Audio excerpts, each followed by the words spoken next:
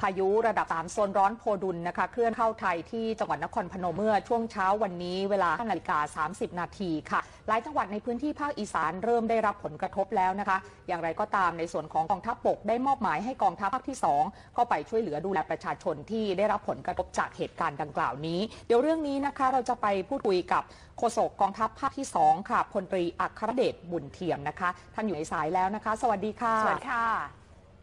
ครับสวัสดีครับผมครับพลตรีอัครเดชครับค่ะเรียนถามท่านโฆษกนะคะล่าสุดกองทัพได้รับรายงานว่ามีประชาชนในพื้นที่ไหนได้รับความเดือดร้อนอย่างไรบ้างคะครับก็มีอยู่3ประเภทด้วยกันนะครับพื้นที่แรกก็เป็นพื้นที่ลาดชันพื้นที่สูงของจังหวัดเลยซึ่งฝนตกสะสมก็มีดินสไลด์ถล่มลงมาทับบ้านเรือนแต่ก็เพียงหลังคาเดียวนะฮะทางมณฑลทหารบกที่28ได้เข้าร่วมกับจังหวัดเข้าให้การช่วยเหลือแล้วนะครับส่วนพื้นที่2-3 จังหวัดในส่วนของใจกลางของพายุนะครับก็เป็นลักษณะของลมกันโชกแรงก็จะมีที่สกลนครและกาฬสินธุ์ครับอันนี้ส่งผลให้บ้านเรือนราษฎรที่สร้างลักษณะไม่ถาวรเนี่ยก็พังลงกันที่สกลนครนี่ประมาณ60 กว่าหลังคาเรือนแล้วนะครับก็ที่กาฬสินธุ์ก็อีกบางส่วนซึ่งตรงนี้ทั้งมณฑลทหารบกที่29และกองพลทหารม้าที่3ก็เคลื่อนกำลังเข้าไปช่วยเหลือแล้วนะครับนอกจากนั้นก็จากฝนตกสะสมนี่พื้นที่บางส่วนของจังหวัดอำนาจเจริญและจังหวัดอุบลเนี่ยมีอ่างเก็บน้ำขนาดเล็กแล้วก็ประตูระบายน้ำชำรุดเนื่องจากว่ามันเป็นลักษณะของเขื่อนดินและก็สร้างมาตั้งแต่ประมาณปี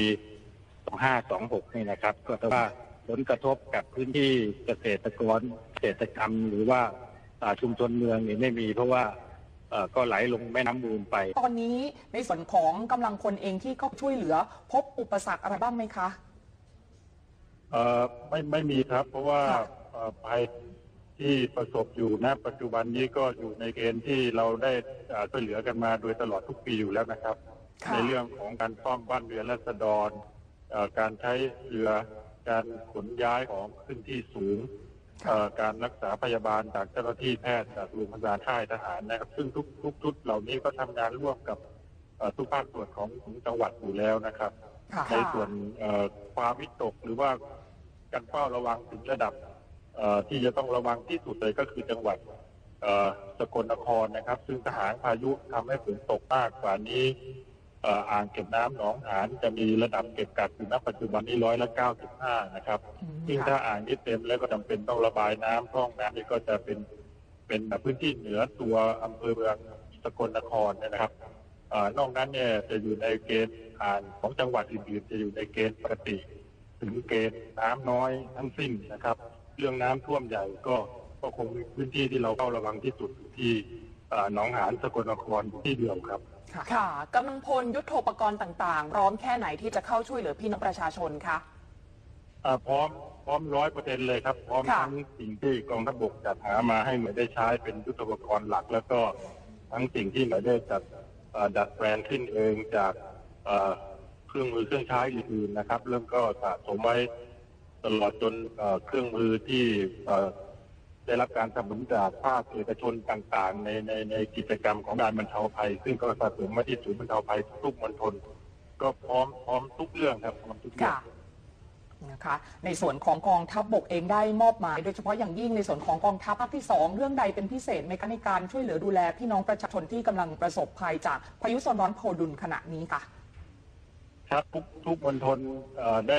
ติดตามสถานการณ์ร่วมกับทางท่านผู้ว่าราชการจังหวัดมาโดยตลอดนะครับตั้งแต่ฝนแล้งถึงช่วงที่ผ่านมาจนกระทั่งณปัจจุบันนี้นะครับ